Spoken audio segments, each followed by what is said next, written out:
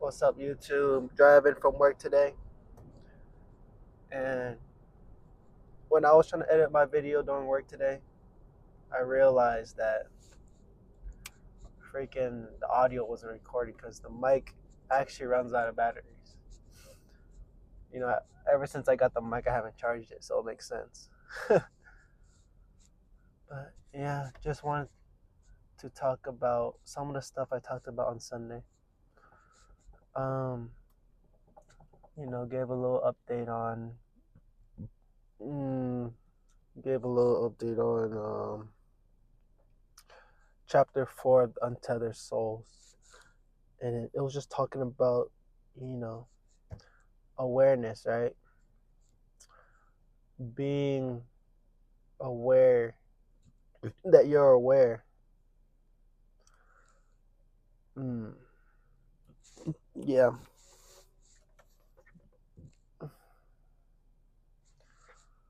Oh no, just the feeling right now I'm having while I'm in the car in a stopped red light right now. It's just a feeling of just uncomfortability, right? I feel like the whole world is just judging. I don't know when I started feeling like this, right? I used to be able to I used to be that guy that just didn't care. Vibe in the car, even with a fishbowl, I just didn't care. But now it sucks. But I'm getting better every day. Trying to, okay, I acknowledge the problem and not focusing too hard on the emotion, kind of acknowledging it and trying to, just dig deep and find the inner cause, right? And right now, I feel better just talking about it. Even though we're at the stop red light right now, the feeling's gone just because I've taken the focus away from it, and I'm just focused on the consciousness. Right. This is from Untethered. Going back to Untethered Souls. Right. Book talk that we talked about on Sunday, but the video got deleted. But it pretty much just talks about lucid dreaming is being aware that you're dreaming. Right now in this world, we're not aware that we're conscious, or we're not aware that we're aware. If that makes sense, right? We're just dreaming. We're living in a dream, right? Where we have no control, that we're not aware that we're in this quote unquote dream, right? It kind of gives the analogy, which I really liked. Let's say we're in a movie, right? We're watching a movie already in this life, a regular movie with just visual and audio. Hold on, I'm slowing down here because this is where I got that stupid ticket, and I still gotta pay off it. But yeah, back to what I was saying. Um, like a movie already is captivating that with just visual and audio. Imagine a movie where we could feel all five senses: touch, feel, visual, audio, whatever, right? Taste. A movie where our emotions, we can feel emotions coming through the screen. Uh, a movie where we can hear thoughts, right? Yeah, it's just that's life, right? And then a movie is already captivating with just the visual and audio. Imagine all those senses and emotions, right? We don't even know that we're in this movie because we're so captivated. Oh shit, that traffic is bad, motherfucker. But we don't even know that we're in this movie. That's life, right? We don't know that we're so fixated on or it's so captivating that we think that we are the movie, but we're really the people watching the movie, right? So yeah, let me see. This guy lets me in. Yeah, so But with all these things sucking us into the screen, how can we be aware that we're the person watching it? You know, we gotta focus all of that attention into our consciousness. That makes fucking sense. But no, it's it was an interesting read for sure. But our consciousness, right? Our awareness. Okay, let me explain this better because I'm just ranting. But our consciousness can focus on anything, is what it says. And most of the time, our consciousness is so focused on our thoughts, you know, our emotions. When we're feeling bad, we're so focused on it that we don't even know that we are not the emotion, we are not the thoughts, right? We're the awareness, or like it's like the from the other chapters in the book, the subject object, right?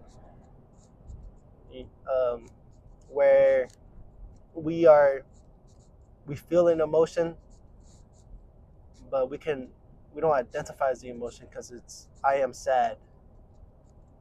So I cannot be the emotion if the I is the subject and the sadness is the object. Oh no, I'm just fucking ranting. But yeah, that's pretty much the gist of chapter 4. And then fucking chapter 5, which I just read today, talked about energy, right? Uh, it talked about energy. So yeah, I was gonna try and beat this guy, but it's big traffic. But it talked about energy, and you know, there's the biological sense of energy, where you know energy comes from calories in, calories out. But the energy is talking about in the book is the inner energy, and the inner energy we have. Why some days, right, we feel quote unquote emotionally drained is because we're closed off, right? We're closing off, so our energy levels are closed off, so we feel tired. Is what it's pretty much saying. And there's this infinite energy that we all have access to in our bodies, but a lot of the parts in the bodies are closed off. So we're closed off. We're closed off individuals as human beings, which I agree. And I love the analogy. I mean, this book is really good at using common analogies or common experiences that we've all had. So let's say you take a girlfriend, right, or a crush, or a loved one. You know, she I'm trying to remember the example in the book. She breaks up with you. So she breaks up with you, and it's been a month, and you're still feeling sad. You're still feeling, you're moping. You can't get out of bed. You can't clean your bed. You're so tired. You're so quote unquote drained, right? I mean, you're still eating the same.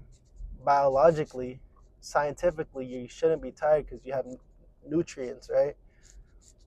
But your energy's off just because of that negative emotion, because you're closed off. You feel hurt, right? And then, hold on, I gotta merge into this motherfucker.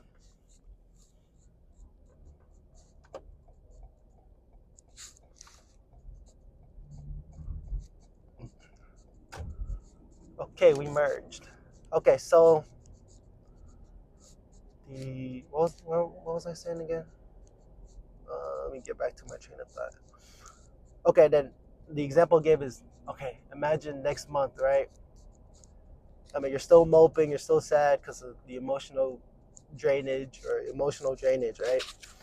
And you're closed off from the world or whatever. and then she texts you back or calls you back and saying that she regrets it and she wants to be back with you. Instantly, right? Many people would feel energized. They would be, oh, she's coming over. I gotta clean the house. I gotta shave. I gotta wash my face, do my laundry and shit like that, right?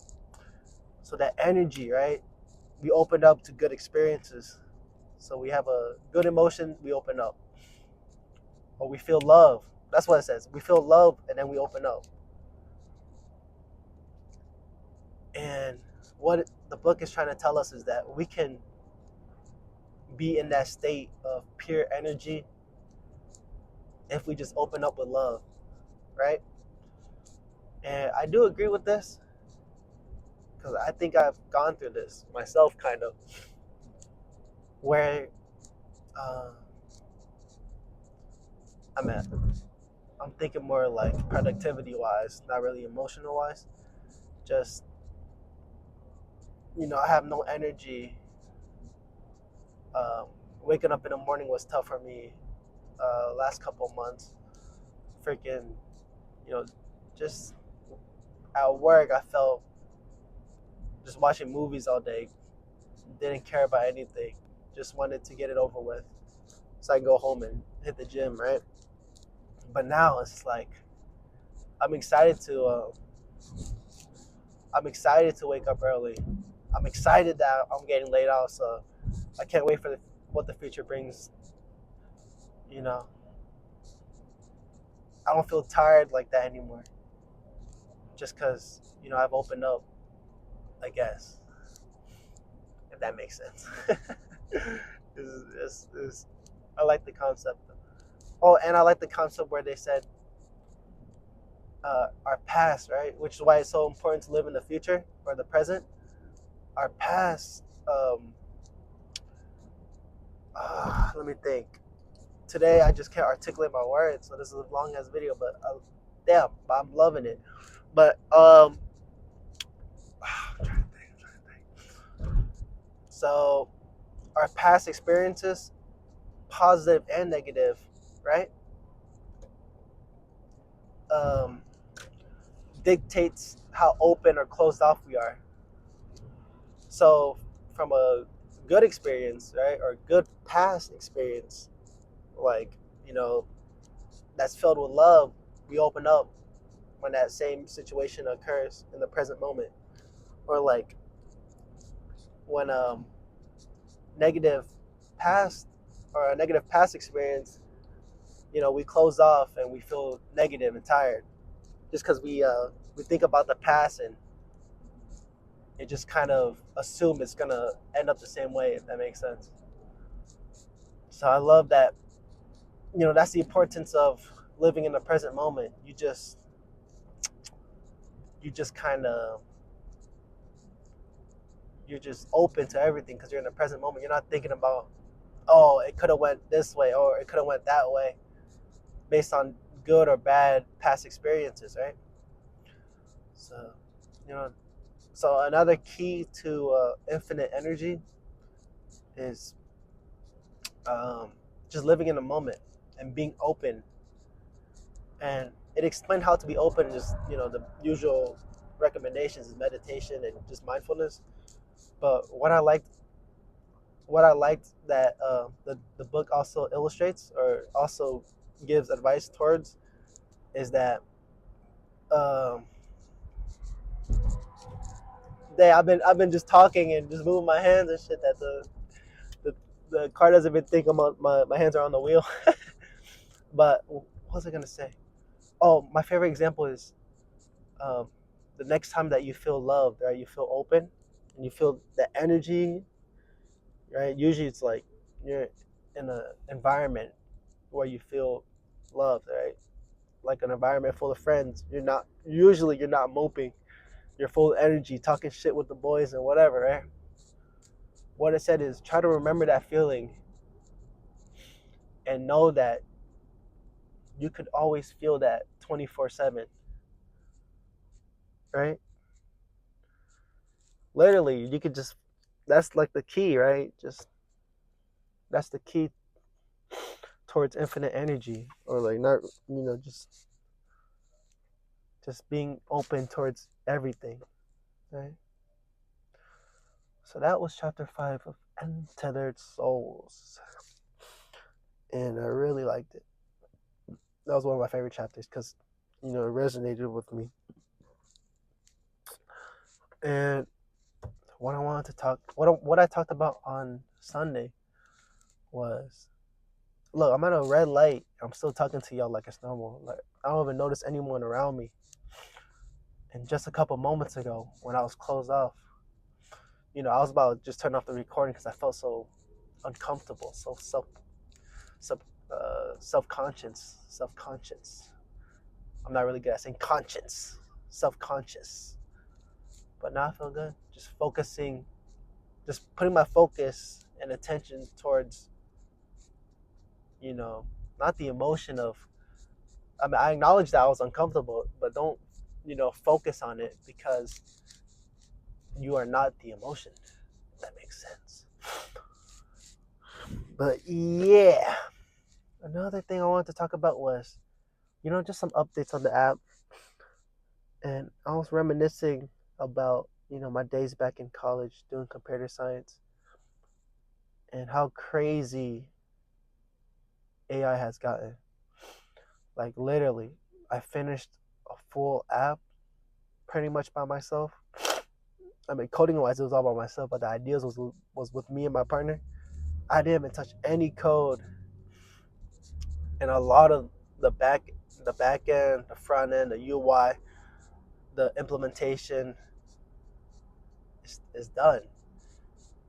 And I think probably by next week or this weekend, the app will be like 95% done. That's how fast AI is. And I'm just reminiscing because, yeah, how people are saying like, oh, AI is not all that. It's AI slop. I don't know. AI has been cooking up for my projects. So, and that's the thing about the app. It's giving me creativity, right? Like, and that's why I'm open. I'm feeling so much energy because I'm open. Right before I was like, oh my god, I don't want to create. I don't want to. My man, me and my friend, we've been talking about, creating something, but we never had that push until, we got threatened, or not threatened. We actually got laid off, right? And that just kind of kicked the fire under me. So I just wish I started sooner. I mean, that's looking at the past and stuff, but yeah, I'm just thinking, how much this app has really done good to my mental.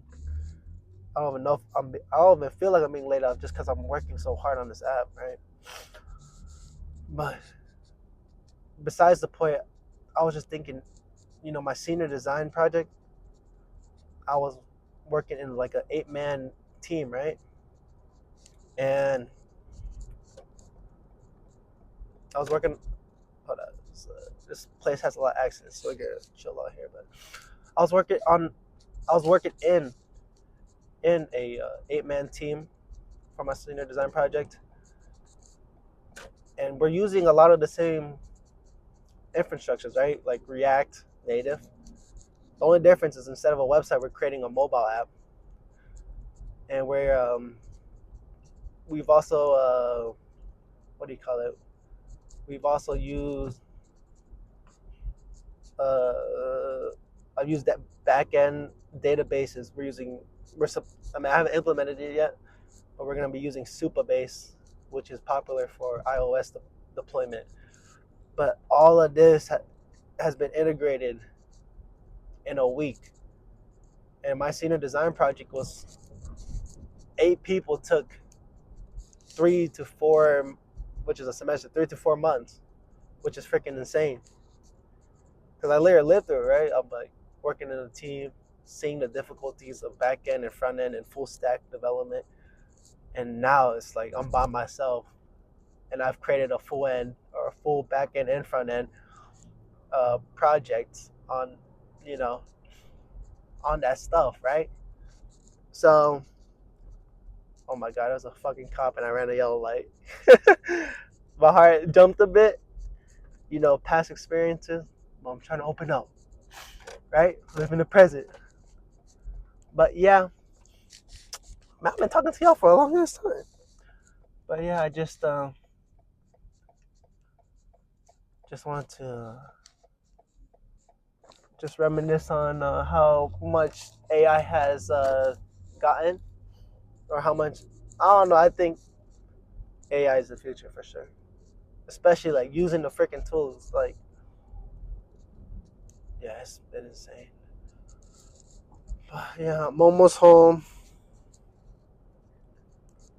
Um, that's pretty much it.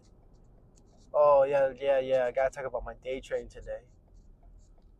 Today broke my rule of one trade per day, and I got greedy, so it was a double negative thingy. Fuck you for not putting your blinkers on. But it was like a double negative in a sense that, okay, first entry was the bias, which is incorrect. I went long. I should have went short, and I realized how stupid or how much I rushed it or how impatient I was. So whatever, right? And then um, immediately I went, I inversed my position, went short, and I could have had a 3 RR trade, made $60, but I got greedy and targeted even lower because I don't know why. I didn't have any emotions. I was like, fuck it. Like, I want to target the lowest low, but I shouldn't have done that. And of course, I went back to my stop loss, right? But it's all good because I'm proud of myself for I stayed pretty calm and collected even after the loss. Journal my trade. I know what I did wrong. Very obvious bias to the downside.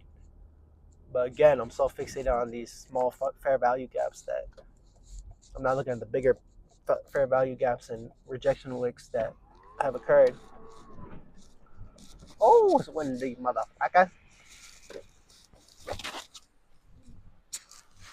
Let me put my passcode real quick. Open the gate.